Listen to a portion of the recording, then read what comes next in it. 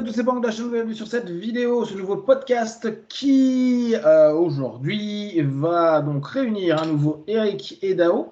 Et là, on en parlait un petit peu avant. Ce dont on aimerait parler, c'est parce que on a des contacts différents avec différentes personnes, c'est voir la différence et ce qui est assez aussi étonnant pour certains de ceux qui vivent très bien le truc, ça va, ils gèrent bien, et ceux qui gèrent pas du tout. Donc ceux qui sont assez apaisés, voire pas du tout stressés, et ceux qui vont être carrément dans l'angoisse. Alors, bien sûr, hein, on comprend bien qu'il y a des situations différentes. Hein. Je pense que quelqu'un qui a du monde dans son entourage, qui vit telle ou telle chose, ou qui est personnel aidant ou soignant, c'est complexe.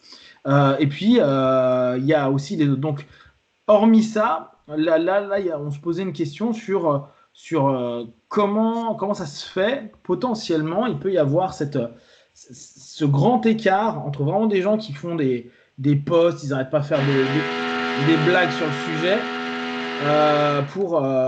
pour gérer au mieux. Je vous laisse en commencer. Eric, commence. Moi, je mets le micro off au cas où pour pas que ça recommence ça. Ouais, excuse-moi. Tac, je suis vraiment désolé. Hein. Hop. Ok, oui, je vous écoute. Dis-moi, répète la question, s'il te plaît. Dao, commence. Pour toi, là, ce grand écart, comment tu peux le percevoir, toi, de ton côté?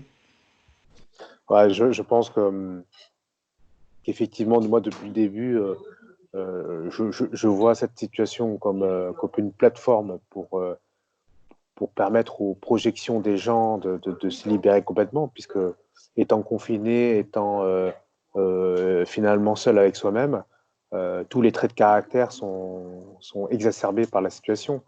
Et plus le temps avance, et plus les variations des projections des gens vont grandir. Donc ceux qui regardaient la chose en se disant potentiellement ça peut s'arrêter parce qu'ils avaient quand même l'espoir qu'on résolve la situation dans l'idée de reprendre une vie, ils commencent à percevoir le fait qu'on n'en voit pas la fin et que les signes qui sont émis ne sont pas très positifs. Donc du coup, je pense qu'ils sont en train de sombrer, et dans un terme psychologique, ils sont en train de se désintégrer.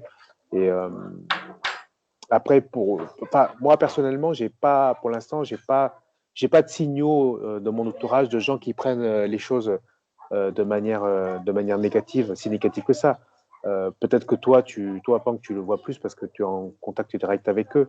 Mais pour l'instant, je sens plus un flottement, une espèce de mélancolie, mais pas encore des signes forts de dépression.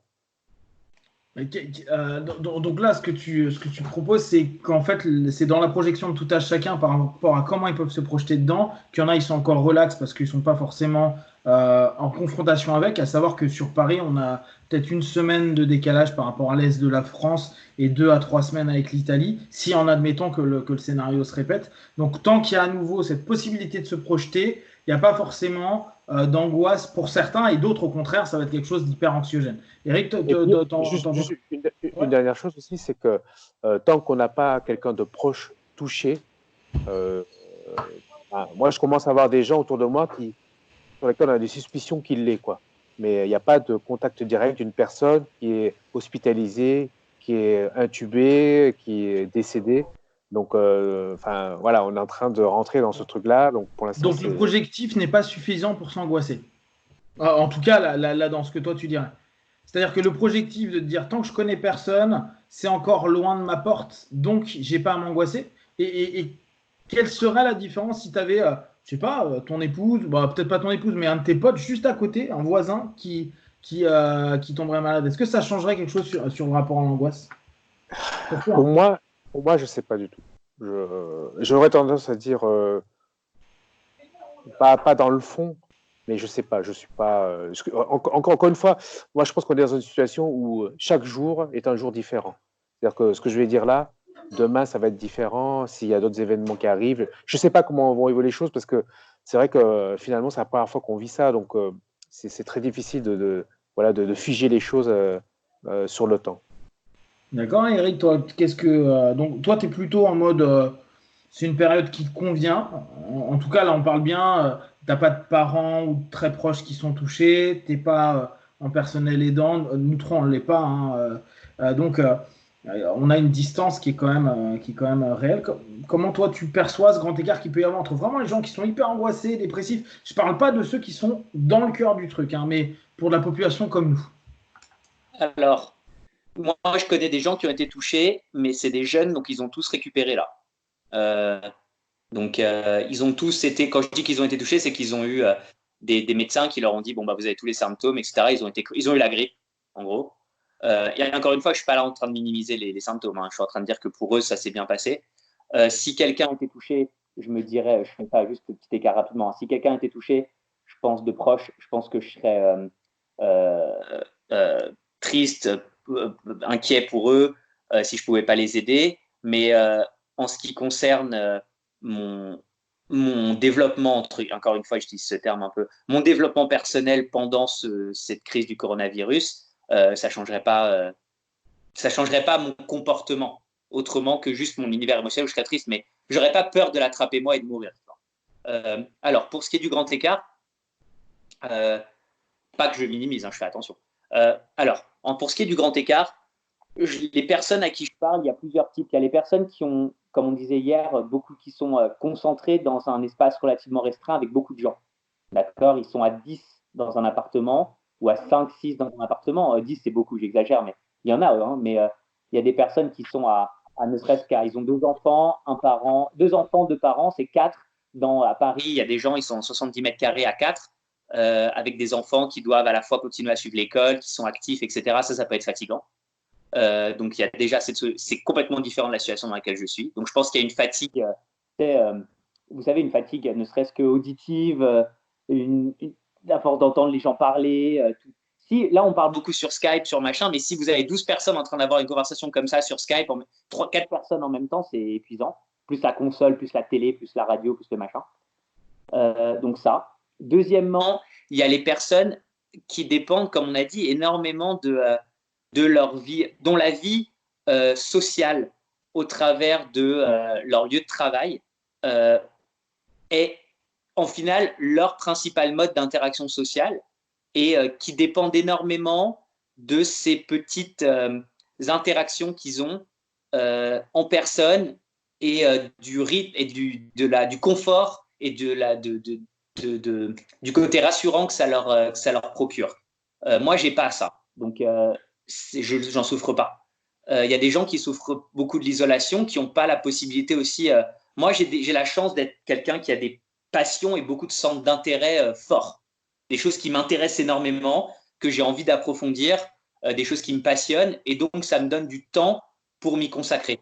Mais pour quelqu'un qui est, et c'est pas une critique, hein, pour quelqu'un qui est plutôt dans le dilettante d'une multitude de choses, mais qui n'est pas nécessairement passionné ou qui n'a pas nécessairement quelque chose qui a un grand projet qu'ils ont envie d'approfondir, ça peut être, je pense, assez dur parce qu'il y a un vide.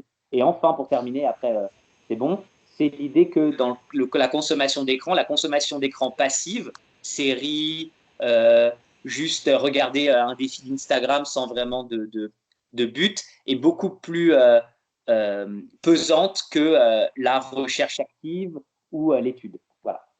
Donc, en somme, un geek passionné a moins de chances de s'emmerder et d'être dans Il n'y en a aucune, quasiment. Pardon? Il n'y a aucune chance de s'emmerder, quasiment. C'est ça. Là, en fait, et c'est vrai que j'avais vu un mème que j'avais trouvé assez génial là-dessus où il y avait un gars qui dit désolé, ça fait plusieurs fois, je ne sais plus de fois. En gros, quelqu'un qui parle à un geek sur son PC et le mec il dit ah bon, mais ça a commencé quand l'isolement, tu vois? Et les mecs ils font pas du tout gaffe. Et ce que tu disais avec Joe la dernière fois où sur un des fils là où tu dis lui il dit ah bah moi je suis en train de jouer à tel jeu, toi tu dis j'ai fini tel jeu, il dit ah toi t'es un bon, moi je vais commencer tel jeu, tu vois, on sent que les geeks ils n'ont rien à branler, hein. Ils ont du temps, ils peuvent jouer, c'est cool.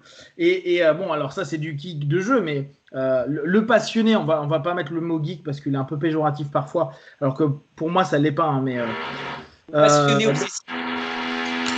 Je te laisse prendre le relais.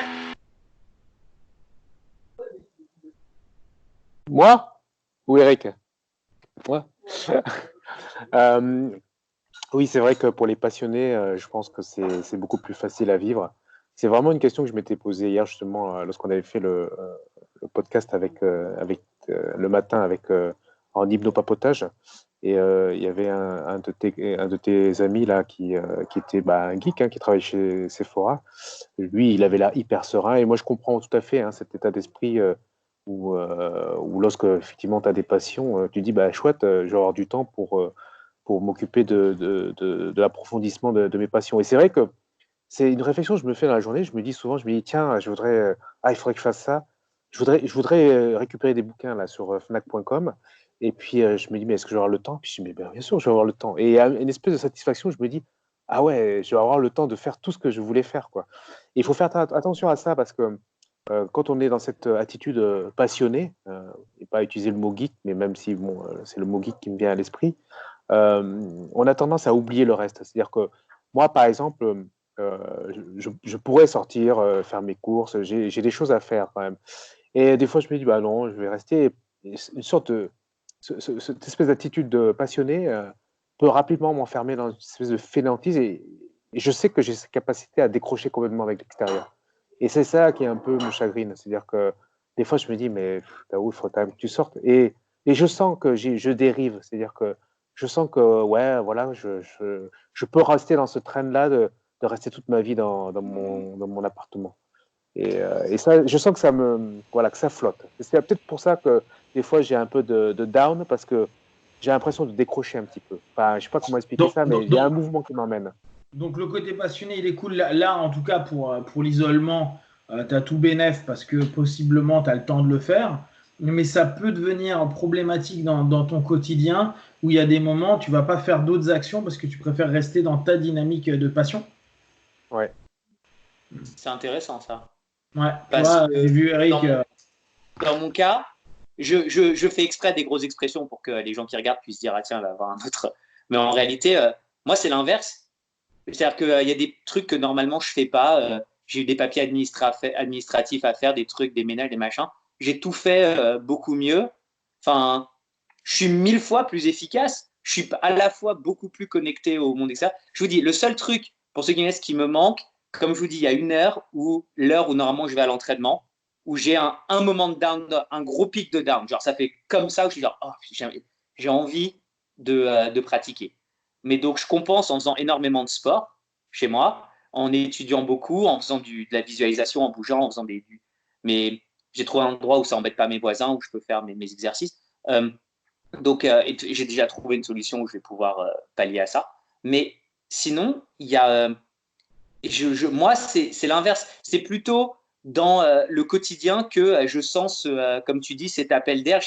Je vois le monde extérieur tel qu'il est, et c'est peut-être assez particulier à moi, mais enfin aux gens qui ont la même dynamique que moi. Mais quand je vois le monde intérieur, l'espèce de ruche extérieure quotidienne, j'habite en agglomération, c'est plutôt ça qui me fait me dire j'ai même pas envie de participer, m'emmerde, j'ai pas envie, non. Alors que là, j'ai l'impression d'avoir de la place pour faire tout ce que je veux. Et comme je dis, ma journée, je suis plus occupé, plus productif, plus efficace pour plein de choses.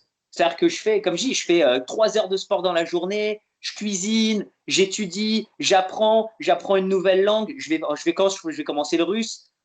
J'ai plus d'interactions sociales avec l'extérieur parce que tous mes amis que je voyais quand j'étais adolescent, parce qu'on était tous au même endroit, et donc on pouvait parler plus, et que ça, on avait plus de temps de parler. Maintenant, comme ils sont tous en train de me parler tout le temps, donc je suis super content parce que c'est ma tribu, donc je leur parle, on s'amuse, on rigole. J'ai pas été aussi connecté au monde extérieur qui me plaît et à moi que depuis, à part quand je suis en vacances avec des amis, quoi. Ou alors quand je suis en train de voyager pour faire une compétition, un truc comme ça. Ça fait très attitude geek. Hein. C'est en gros, plus je suis enfermé, moins je suis enfermé. C'est un petit peu les gens qui vont me dire je suis sur mon FPS toute la nuit et je suis connecté au monde. C'est pas l'enfermement physique, parce que ça, je ressens parfois, mon appartement, il est un peu restreint. J'adore quand je vais voir mes parents qui habitent à 400 km, je ne veux pas mentir, je fais un tour un peu plus grand en vélo et tout, ça me manque un peu. J'ai préféré être à la campagne et pouvoir sortir comme font les gens dans la montagne et compagnie. C'est plus le fait que, comme je dis, et c'est le truc qui te laissait un peu perplexe la dernière fois, qui est que c'est l'absence des autres que j'ai pas envie de voir qui me libère. L'absence de la pression, cette espèce de pression constante du monde qui est en train qui va dans une direction, qui a des objectifs, des idéaux, des valeurs, des buts qui sont tellement étrangers aux miens que sans que je m'en rende compte, ça m'érode, ça érode mon bien-être. Pour autant, ils sont toujours vivants, ces gens-là. Oui, mais je les vois pas, je les entends pas, je les croise pas, ils font pas de bruit. Là, c'est silencieux. Quand je sors, c'est calme. Et surtout, il y a pas personne il y a pas de. En fait, je pense qu'il y avait aussi, et voilà, c'est ça. C'est qu'il y avait le fait que j'avais l'impression d'être à contre-courant des attentes du monde et d'attentes qui n'étaient pas vraiment, qui ne pouvaient être, qu'on ne pouvait contourner qu'en étant complètement seul, isolé. Parce que voilà, le monde est comme ça. Et en fait, le monde entier se rend compte qu'au final, quand il y a un vrai problème, toutes ces petites obligations à 2 balles, il faut les mettre de côté. Et moi, j'ai fait ça depuis le début. Donc, ça me rend beaucoup plus heureux parce que je me dis que, voilà, je pense que samedi, c'est une confirmation, ça me fait me sentir que j'ai raison. En même temps, ma vie était pas parce que tu dis que les gens pensent qu'il faut être isolé pour, et au bout du compte, c'est exactement ce qui est en train de se passer. Donc, tu as raison. Isolé, oui, mais quand je dis isolé, c'était, je me disais comment je vais me démerder pour m'isoler du monde. En fait, j'ai pas trouvé toutes les solutions, mais ce que ça fait, c'est que ça me permet de me rendre compte, comme je vous disais en privé, qu'il va falloir que assez vite, donc quand je dis assez vite, c'est dans les 10 ans à venir, que je trouve un moyen de quitter l'agglomération et d'emporter ce que j'aime de l'agglomération avec moi. L'entraînement et compagnie. Potentiellement, tu mettrais 10 ans. Non, mais je dis 10 ans parce que je dis pas 10 ans. Je dis, en vrai, mais dans l'absurde, on va prendre par l'absurde. Qu'est-ce qui fait que tu prends pas ton baluchon en sortant de tout ça et que tu partes? Si vraiment tu te connectes à ça et que tu es vraiment en phase. Il faut de l'entraînement. Il faut de l'entraînement. Il faut du jiu-jitsu. C'est la seule chose. Ouais, mais t'imagines que tu me parles d'un équilibre interne qui semble beaucoup, même quand tu as ton jiu-jitsu, tu n'es pas aussi bien. Donc là, tu ne l'as pas et tu es mieux. Donc il y a quand même quelque chose qui priorise. Oui, mais attention, ça fait quelques jours, comme tu dis tout le temps, ça fait quelques jours que je ne l'ai pas. Hein. Oui, non, mais là, je reprends juste ton discours actuel. C'est que pour l'instant, à ce jour J, tu n'as pas de jiu-jitsu et tu es dans un meilleur état psychique, émotionnel que quand tu fais du jiu-jitsu dans un milieu qui ne te plaît pas. Ce qui veut vraiment dire que le système a une influence énorme sur toi. Donc, quand tu me vends du jiu-jitsu étant le plus important, là, on parle bien à ce jour-ci. Moi, je pourrais te dire, non, c'est pas vrai. Quand tu vis plein de jiu-jitsu. Je sais, parce que énormément de ce que je fais là dans mon quotidien, il est lié au jiu-jitsu, c'est-à-dire le sport que je fais, la réhab de mon genou. Il y a plein de trucs que je trouve le temps de faire, que je trouve pas le temps de faire d'habitude parce qu'il y a la pression. Mais c'est pour ça que je me dis qu'il faut que je trouve, et je vous ai déjà dit, je vais pas vous mentir, bon voilà, je m'en fous, il est avec qui écoute. J'ai déjà prévu ma petite escape pour aller faire du jiu-jitsu pendant une semaine et puis après revenir et refaire du jiu-jitsu pendant une semaine et revenir, tu vois. Donc, et du jiu-jitsu toute la journée, c'est-à-dire que je vais pouvoir en faire du matin au soir, 6 heures par jour pendant une semaine sur 2, tu vois. Donc, au final, c'est pour ça que je dis que il faut que je pense maintenant à trouver, à lier ces deux choses. Parce que là, si on me disait, moi, je suis quelqu'un qui se projette facilement dans l'avenir, si on me disait, il n'y aura plus jamais de jiu-jitsu, je me tirerais une balle dans la tête. Donc, il faudrait que je trouve un truc pour amener le jiu-jitsu avec moi dans ce cadre-là. Et là, je pourrais trouver un équilibre très agréable. Et toi, Dao, là, au niveau du système, 2 choses à faire, une nana et le jiu-jitsu et c'est bon.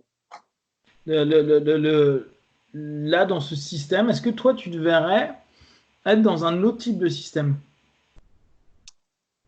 C'est-à-dire d'environnement. Là tu es à la selle, blabla. Est-ce que ça optimiserait un bonheur, un bien-être, un mieux-être? Est-ce que le système et l'environnement influencent énormément? Parce que si on reprend Diels, par exemple, on va dire l'un des premiers éléments de la pyramide de Diels, c'est l'environnement. Et donc, en gros, ce qui est le plus simple, c'est ta perception, le changement de la perception de l'environnement qui fait que tu peux accepter l'environnement. Ce qui va m'intéresser, c'est est-ce que toi, tu pourrais optimiser, améliorer? Est-ce que là, tu as l'impression que en étant chez toi, c'est bien, mais si tu étais ailleurs, ça serait tout aussi bien, ça serait mieux? Est-ce que ce type de vie-là est acceptable à long terme? Là, je ne parle pas sur 5 jours et demi et où on a l'impression d'être des poilus. Qu'est-ce que ça donnerait pour toi? Qu'est-ce que tu as comme réflexion là-dessus? Alors, ma réflexion à aujourd'hui, hein, qui peut changer demain, c'est que je serais n'importe où, je pense que ce serait pareil dans ma tête. Hmm. C'est pour ça que je disais tout à l'heure, moi je suis un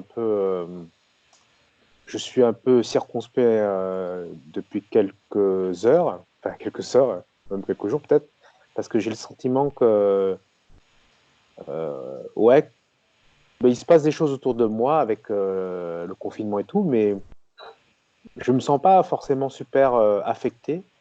Et à la limite, l'influence que j'ai, c'est comme je suis en surstimulation d'informations, parce que voilà, j'ai un naturel à aller chercher des choses sur les écrans et tout ça. Je sens que bon, je suis un peu fatigué de ça, mais honnêtement, si tu me dis demain, ouais, j'aimerais aller vivre dans un environnement dans le sud-ouest, donc moi je viens du sud-ouest, donc voilà, je connais bien ce topic-là. Bah, rien, puisque de toute façon, ça fait plus de 15 ans que j'aurais pu descendre dans le sud-ouest. Paris-Toulouse. Donc non, je suis pas certain que le cadre change beaucoup de choses. En tout cas, c'est ma perception de là. Après, peut-être que ça peut changer. D'accord. Ok. Ah. Qu'est-ce que vous aimeriez dire là aux personnes qui s'ennuient si vous aviez un truc à leur dire? Moi, j'ai un truc Ouais. qui est en plus la conclusion de ce qu'on vient de dire parce que ça m'a fait réfléchir. Premièrement, cette expérience, parce que Pank justement avait dit pourquoi, alors pourquoi est-ce que tu. C'est parce qu'en fait, il y a aussi dans le milieu dans lequel j'évoque, donc le milieu du jiu-jitsu et compagnie, tout a été annulé. Les compétitions, les mondiaux et compagnie, j'ai été blessé. Et en fait, moi, j'ai l'impression, il y a deux choses. Un, je recule pour mieux sauter. C'est-à-dire que là, on est dans une période où j'ai l'impression que tout le monde en souffre et que moi, au final, ça me permet pour une fois d'être dans un cadre où c'est moi qui prends de l'avance. Première chose. Et que si vous êtes dans, par exemple, si vous bossez dans quelque chose, il y a quelque chose qui vous manque, ou vous vous dites que vous allez pouvoir, vous aviez du mal, vous avez du mal à trouver du temps pour combler l'espace qu'il y a entre vous et les personnes qui ont ce que vous voulez avoir, eh ben, c'est un bon moment pour en profiter et pour raccourcir cet espace. Et en fait, c'est ça, c'est que là, j'ai l'impression d'une période où toutes mes forces sont mises en avant et où je sais que là, je peux dire que je suis sans doute en train de faire plus pour progresser, pour avancer, pour tout, que la plupart des personnes qui sont normalement suradaptées au milieu dans lequel je suis. Et deuxièmement, vous êtes pour ceux, et là, et donc, essayer de trouver quelque chose qui, en fait, quelque chose dont vous allez, essayez de trouver quelque chose qui vous manque ou quelque chose sur lequel vous savez, pas qui vous manque nécessairement, vous sentez que vous allez maintenant avoir le temps de travailler pour que quand tout ça sera fini, vous soyez pas au même niveau que tout le monde, mais grave en avance.